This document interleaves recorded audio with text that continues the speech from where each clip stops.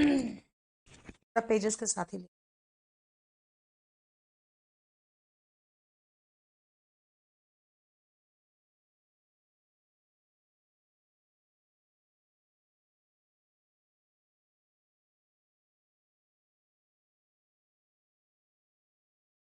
Hello everyone, बेटा आ जाओ। हम लोगों ने एडजेक्टिव सारे क्वेश्चंस के साथ देख देख के हमने सारे रूल्स इसके खत्म कर लिए। लेकिन बेटा वोकैबुलरी बहुत बड़ा पोर्शन है, वोकैब कभी खत्म नहीं हो सकता। हम आपको वर्ब में कंफ्यूजिंग वर्ब कराए थे, नाउन में मैंने आपको कंफ्यूजिंग नाउन कराया था। अब एडजेक्टिव में कंफ्यूजिंग एडजेक्टिव करेंगे और एडवर्ब में कंफ्यूजिंग एडवर्ब करेंगे। ऐसे भी हम लोग बहुत वोकैब इधर कर ले रहे हैं। आ जाओ, सबसे पहले हम लोग करेंगे कैसे, ध्यान दो। हम इस तरह से करेंगे, हम यहां पे ये करते जाएंगे और इसी से रिलेटेड जो क्वेश्चंस होंगे ना वो क्वेश्चंस करेंगे, ठीक है बेटा। ए से एडजेक्टिव हुआ, एन से नाउन हुआ, ठीक है। अगर आप ए और एन की बात करोगे तो वो एडजेक्टिव और नाउन दोनों हैं, ये हम कहना चाह रहे हैं।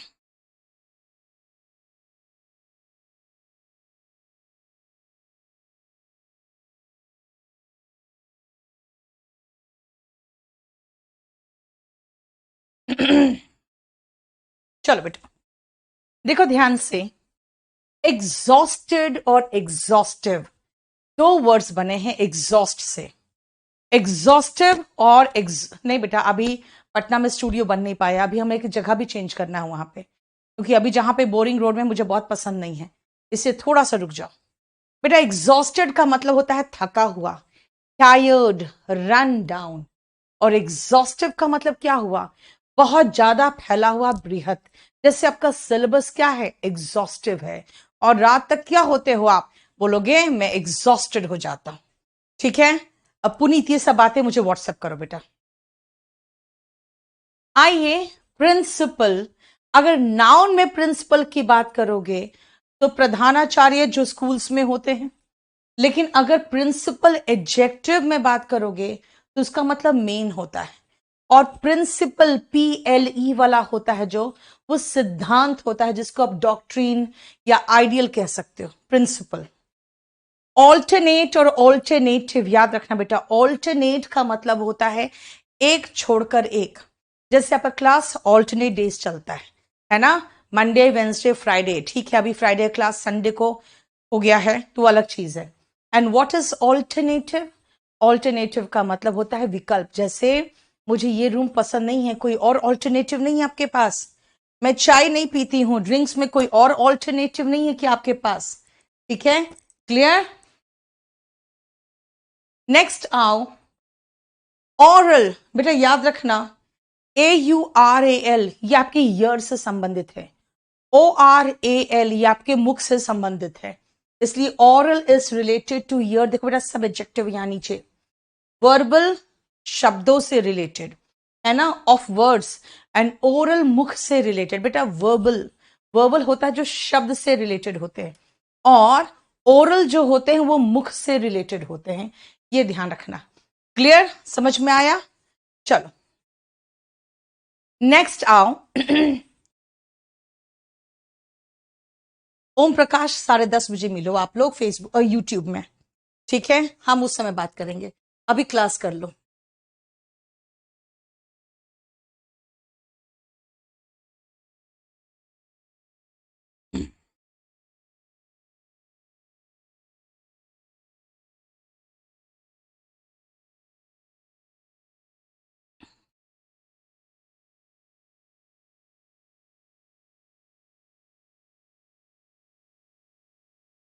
नेक्स्ट आओ, अपोजिट। बेटा अपोजिट जो है ना, किसी भी हालात में अगर कोई चीज उपयुक्त है तो वो अपोजिट टू दैट सर्कमस्टांस होगा।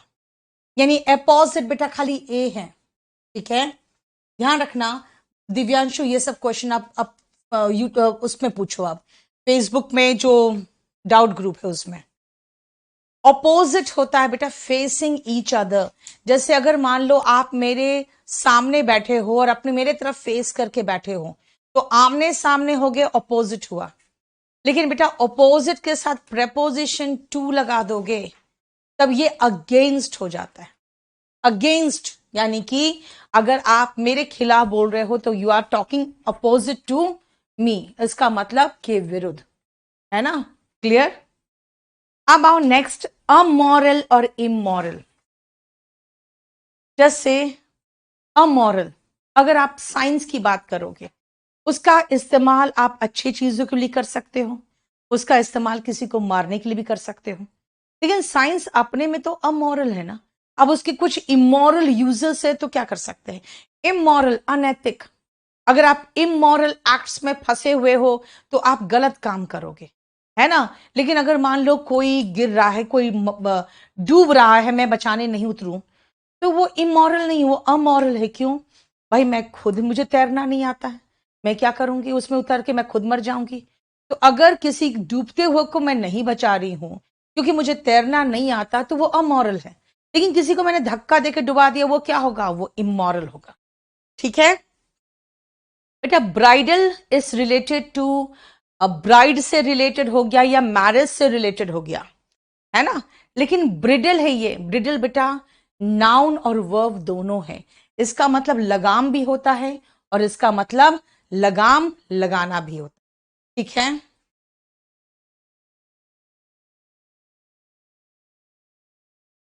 हाँ रजनीश, क्या बात कर रहे हो यार? अगर मैं अभी नहीं कराऊंगी तो फिर हल्ला मचाओगे, नहीं कराया मैम ने। आपको प्रॉब्लम क्या है? आपका सिलेबस कंप्लीट होना चाहिए ना। आप कहोगे वो क्या, आप क्यों करा रहे हो? This is related to adjective, अगर खुद कर लोगे तो मेरे लिए सबसे अच्छी बात होगी ये तो। नेक्स्ट आओ, बेनिफिशियल। बेनिफिशियल एडजेक्टिव है जिसका मतलब है लाभकारी। लेकिन याद रखना जैसे कि ये कोर्स आपके एग्जाम के लिए बहुत बेनिफिशियल है, लेकिन आपके फादर अपनी प्रॉपर्टी आपके नाम करेंगे, वो होंगे बेनिफैक्टर। क्यों? नहीं सॉरी, आप होंगे बेनिफिशियरी, आप बेनिफिशियरी होंगे, लेकिन वो आपके नाम प्रॉपर्टी करेंगे तो वो बेनिफैक्टर होंगे। लेकिन कुछ लोग ऐसे भी हैं जो दूसरों को पैसे से कुछ हेल्प करते हैं ताकि अगला पैरों पर खड़ा हो सके या अगला का खाने पीने का इंतजाम हो सके। वो लोग क्या होते हैं? वो ऐसे कारक होते हैं जो दूसरों को फायदा पहुंचाते हैं, वो बेनिफैक्टर है। याद रखना बेटा, फैक्टर का मतलब कारक होता है, और बेनी कहीं भी आ जाए इसका मतलब गुड होता है। बेनिफिशियरी जब आपको लाभ प्राप्त हुआ, बेनिफिट प्राप्त करने वाला बेनिफिशियरी। अफजल मुझे नहीं पता, मैं केडी पब्लिकेशन में काम नहीं करती हूं, मैं बुक लिख के मैंने दे दिया। अब तुम लोग ये सब क्वेश्चन यहां करोगे तो मैं पढ़ाऊं कैसे? फ्लिपकार्ट में कब आएगा? यार केडी पब्लिकेशन में है, फ्लिपकार्ट में मालिक मैं थोड़ी बैठी हूं, कब आएगा उसमें? तुम लोग पढ़ाने नहीं देते हो, अननेसेसरी इतना बकवास करवाते हो ना। और एक क्वेश्चन को अवॉइड करो तो क्वेश्चन लगातार आता रहेगा जब तक कि मैं अपना भड़ासा निकाल दूं। यार पढ़ाने दो कम से कम।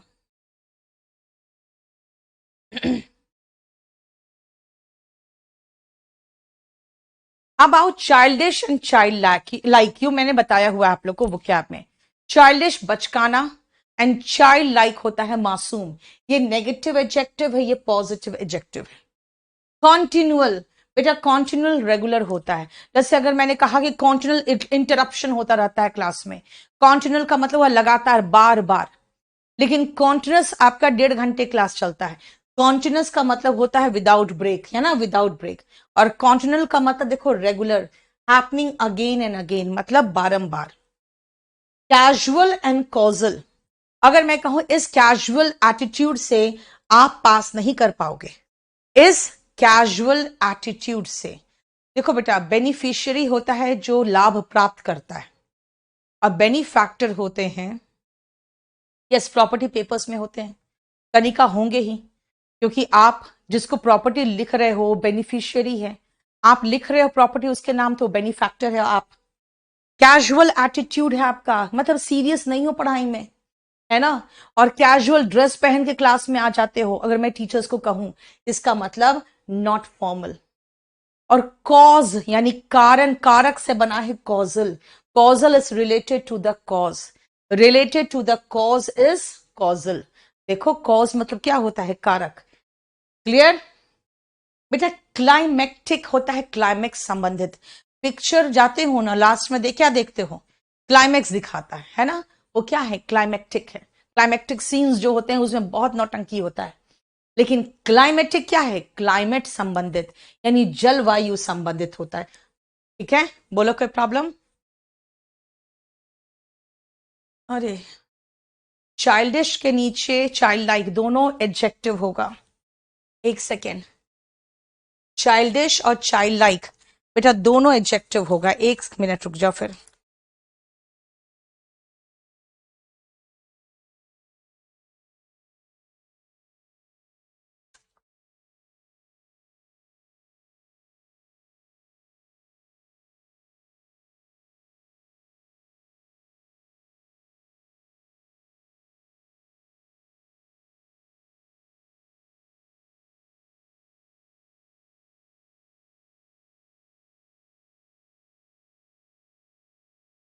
ठीक है, अब आओ देखो ध्यान से जरा। अभी मैं पहले कुछ करा दूं, उसके बाद बेटा आपका इससे रिलेटेड एक्सरसाइज भी कराऊंगी मैं पहले तो। ठीक है, नेक्स्ट आओ, देखो ध्यान से। कोर्स, COARSE, कोर्स का मतलब क्या है, खुरदरा। कोर्स का मतलब इसका बेटा यहां पे होगा एडजेक्टिव। कोर्स का मतलब होता है खुरदरा। ठीक है, यानी कि नॉट स्मूथ। देखो, नॉट स्मूथ। और COURSE, रास्ता, है ना। जैसे किसी भी नदी का कोर्स होता है, रास्ता होता है ना। जो आप रास्ता अपना रहे हो अभी पढ़ने के लिए, आपका भी तो कोर्स हो रहा है, यानी पाठ्यक्रम चल रहा है ना, रास्ता या पाठ्यक्रम। ठीक है, the path over which something moves and the curriculum you can mention. तो कोर्स का एक और वोकैब हमको इसमें डालना चाहिए था।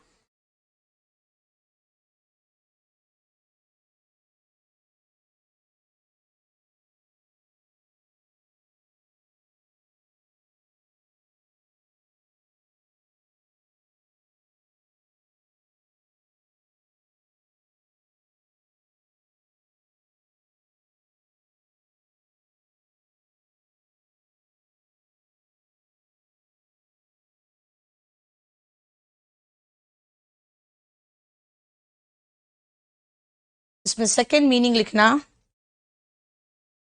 A complete series of lessons.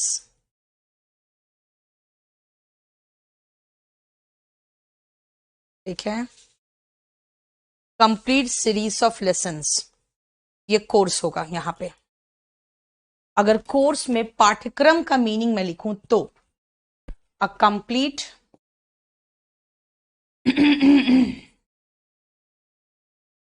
Series of lessons,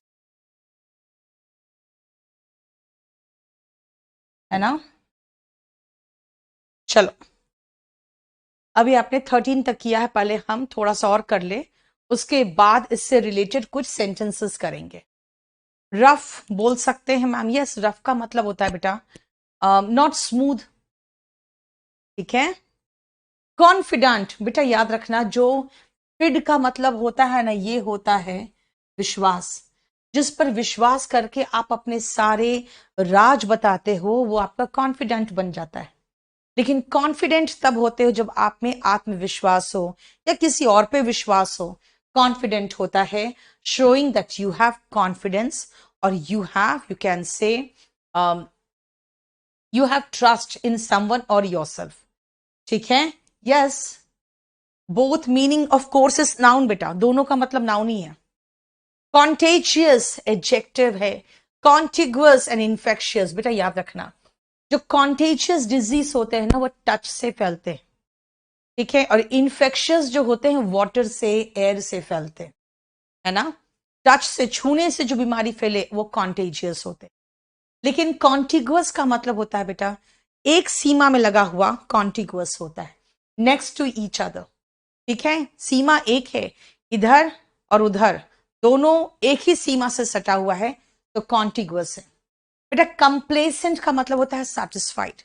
अगर इफ यू टर्न कंप्लेसेंट तो कहते हैं कोविड-19 बेटा ये तो यू कैन से एयर से फैलता है यार, ये एयर वाटर ड्रॉपलेट सबसे फैलता है ये। कॉम्प्लेसेंट होता है satisfied. If U turn complacent, कभी कभी होता है आपका रिजल्ट बहुत अच्छा नहीं होता जा रहा है, सेम रह गया, तो मैं कहूंगी यू हैव टर्न्ड कॉम्प्लेसेंट, यानी कि आपको और तरक्की करने की इच्छा खत्म हो गई, ये लगता है आप संतुष्ट हो गए हो। लेकिन कॉम्प्लेसेंट, PLAISANT, इसका मतलब होता है जो अपना ऐसा व्यवहार रखे जिससे सब लोग खुश रहे, है ना। अगर आप एक कॉम्प्लेसेंट बॉस हो, इसका मतलब है सब आपसे खुश है और आप शायद अपनी कंपनी का काम सही तरीके से नहीं कर रहे हो, क्योंकि ready to do that pleases someone, ठीक है। क्रेडिबल, जो विश्वसनीय, अगर आप क्रेडिबल हो लोग आपको लोन पे पैसा देंगे, लेकिन अगर क्रेडुलस हो आप तो किसी की बात में तुरंत आ जाओगे आप, ठीक है। सो रिमेंबर, क्रेडुलस का मतलब होता है who can be fooled easily, ठीक है। डिस्क्रीट, अगर आप डिस्क्रीट बिहेवियर आपका है तो आप बहुत शो ऑफ नहीं कर रहे हो, आप नोटिसेबल नहीं हो।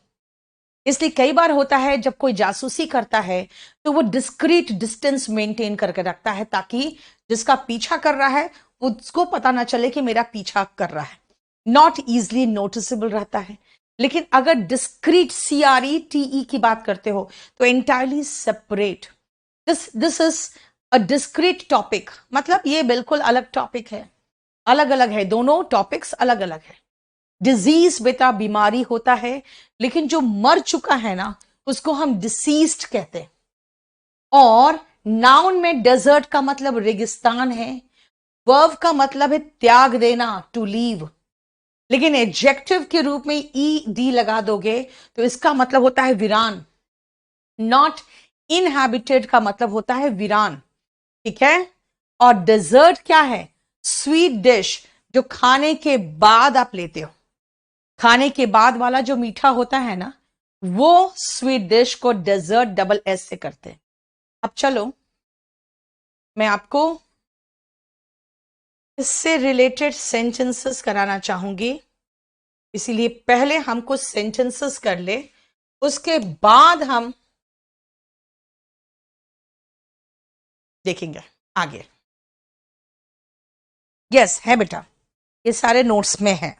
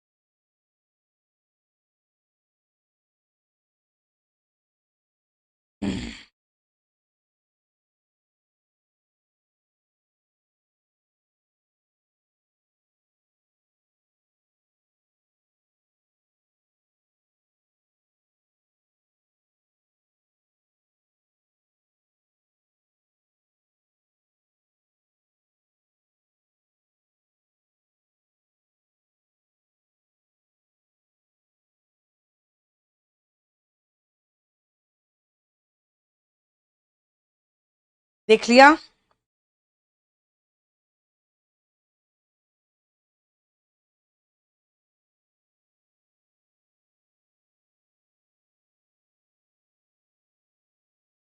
चलो, the dash objective of many women is to marry a rich man. Main objective, जो मेन ऑब्जेक्टिव, मेन मकसद होता है कई महिलाओं का कि यार एक पैसे वाला आदमी मिल जाए और मैं आराम से बैठकर उसके सीने पर मूंग दलूं, है ना। तो प्रिंसिपल का मतलब हो गया main. I completed the dash syllabus in 6 months. 6 महीने में इतना लंबा चौड़ा सिलेबस मैंने खत्म किया. She went to see her ailing mother on. एक दिन छोड़कर एक दिन जाती थी. I was dash after an hour long physical exercise. 1 घंटा फिजिकल एक्सरसाइज के बाद मैं थक गई. I was exhausted. After the written exam we have oral exam. मत बोलना बेटा, ओरल एग्जाम जो होता है उसको वाइवा वोसी कहते हैं. ये आया हुआ क्वेश्चन सारे हैं, ध्यान से सुन लो, ठीक है. वर्बल एग्जाम ओरल एग्जाम जैसा कुछ नहीं होता. जब आप जाके सामने बोलकर एग्जाम देते हो तो वो कहते हैं viva voce. Dash hygiene is equally important. आपको ब्रश करना चाहिए. क्यों? क्योंकि ओरल हाइजीन भी बहुत जरूरी है. मुंह की सफाई भी equally important. We need dash quotations for this event that we can put on the notice board. यार स्पोर्ट्स डे है, स्पोर्ट्स से रिलेटेड, फिजिकल फिटनेस से रिलेटेड कुछ अच्छे बढ़िया एकदम अप्रोप्रिएट जो सटीक बैठे स्पोर्ट्स डे के लिए, ऐसे कोटेशंस लाओ ना, है ना. मतलब जो उस हालात के लिए, उस सिचुएशन के लिए एकदम बिल्कुल उपयुक्त हो. देखो कोई प्रॉब्लम यहां तक?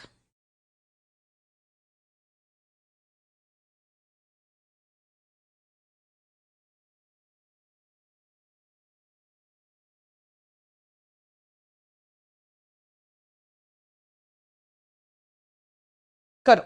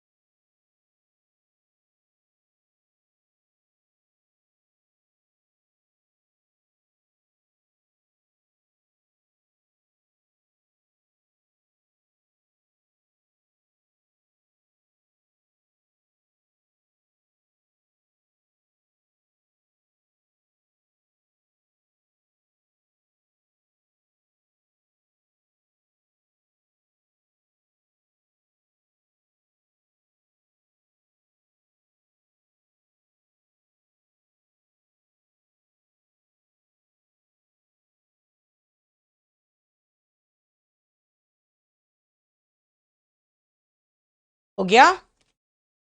He sat dash me and gave me a stern look. बहुत सख्त नजर से मुझे देखा. भाई कैसे पता? उसका फेस इधर होगा मेरे तरफ, तभी तो मैं देखूंगी उसका फेस कि कैसा लुक दे रहा है. He sat opposite me. Denying equal rights to women is an immoral act. महिलाओं को समान अधिकार देने से इनकार करना ये अनैतिकता है. ये जो शॉप है इसमें आपको गहने, कपड़े, ज्वेलरी सब मिल रहा है. क्यों? क्योंकि यहां पे दुल्हन से रिलेटेड सभी सामग्री मिल जाएगी आप. You are very outspoken. तुम बहुत ज्यादा मुंह फट हो. You need to bridle your tongue. तुम्हें अपने जुबान पे लगाम देने की जरूरत है. Walking is beneficial to health. ये हेल्थ के लिए अच्छा है. और एक पैसे वाला बेनिफैक्टर सोसाइटी को बहुत तरीके से सर्व कर सकता है ना. जैसे देखते हो रतन टाटा पैसे वाला है, तभी तो सर्व कर रहा है सोसाइटी को. Many minority colleges are the main beneficiary. ये बेनिफिशियरी होते हैं यार गवर्नमेंट ग्रांट्स के, है ना. ये बेनिफिशियरी होते हैं. क्यों? क्योंकि बेनिफिशियरीज होना चाहिए था यहां पे, तो क्योंकि प्लूरल बना दिया है सेंटेंस. यही तो था, कहीं पढ़ा हुआ, वो कहीं पे पढ़ा था ये इसमें. एक सेकंड रुकना बेटे.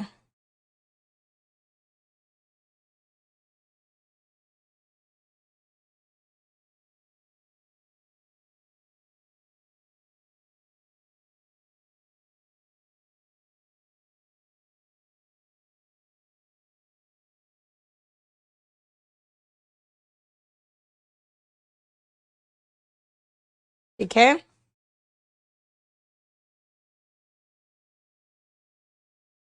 बेनिफिशियरी होता है लाभ जो प्राप्त करता होता है। फाइन। अब हम लोग बेनिफिशियरी तक तो कर चुके हैं, और देखते हैं कहां तक कर सकते हैं। बेटा यहां इस पेज में भी कर सकते हैं हम लोग, इतना तो वो क्या कर चुके हैं, इस पेज को भी आप कवर कर लो।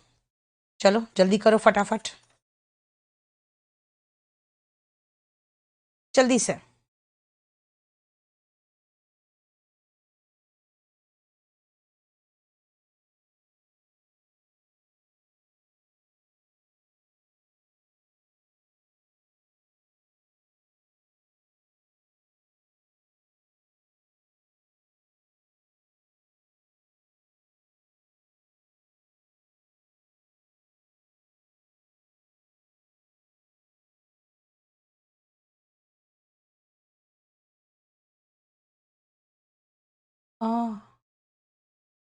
नहीं, अगेंस्ट तो था ही नहीं बेटा।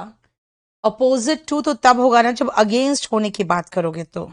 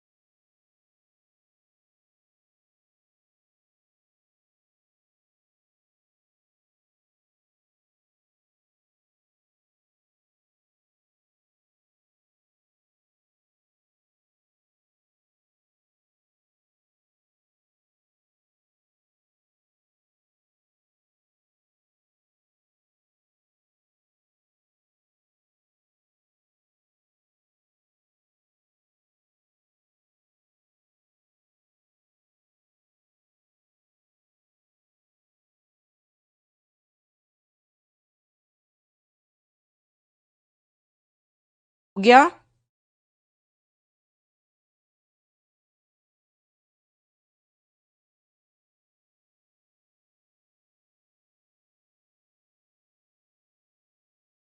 His dash smile made my day. उसका प्यारा सा मासूमियत भरा स्माइल, चाइल्ड लाइक स्माइल। उसकी बचकानी हरकत से मुझे नफरत है। I dislike his childish attitude. India has a history of continual इन्वेशंस।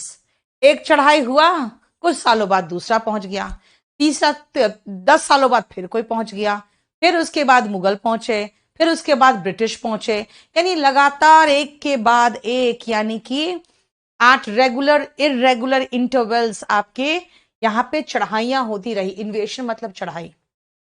You can see a continuous line of traffic for 2 kilometers. 2 kilometre cars की लंबी लाइन देखोगे आप, कॉन्टिन्यूस लाइन ऑफ कार्स कह सकते हो। He is not serious in his work. I hate his casual attitude. वो serious नहीं अपने काम में, मुझे उसके इस तरह के नॉन सीरियस एटीट्यूड से नफरत है। Usually the dash agent of any disease is the microbe, यानी कि कॉजल जो करता है, बीमारी जो पैदा करता है, वो माइक्रोब्स होते हैं जो हम अपनी नंगी आंखों से नहीं देख सकते। His dash Rohit betrayed him, जो उसका राजदार था उसने उसे बिट्रे कर दिया। ठीक है, बिट्रे का मतलब धोखा देना। देखो,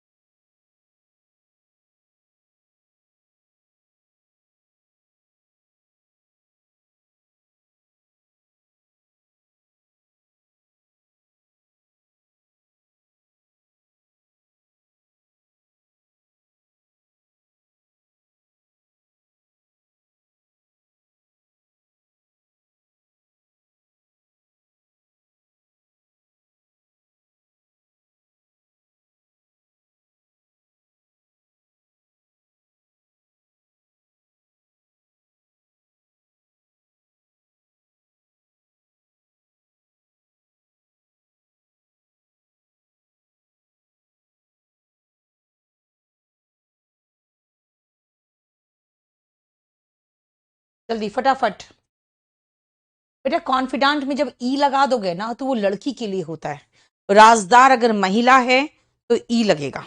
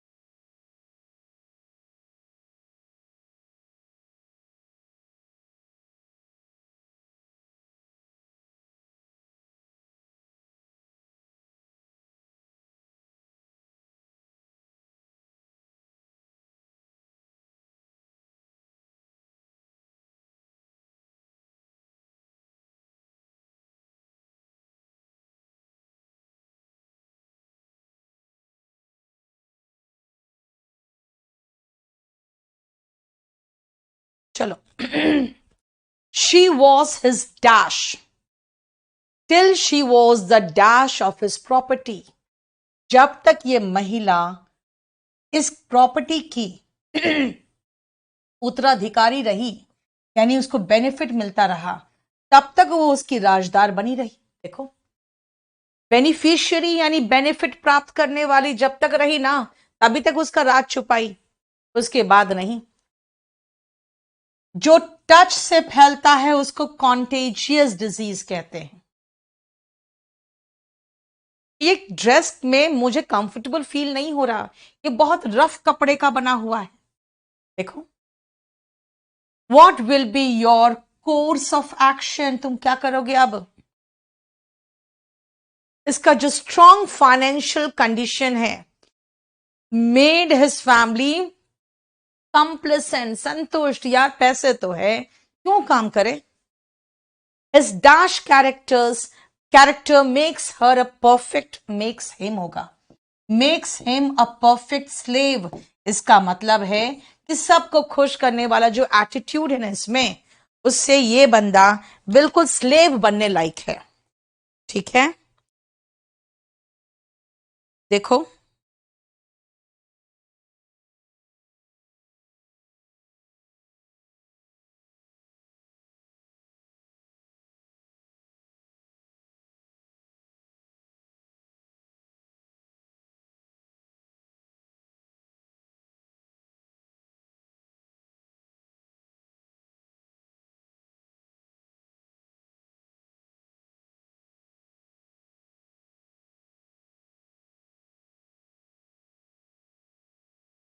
एक मिनट रुकना, 27 नंबर।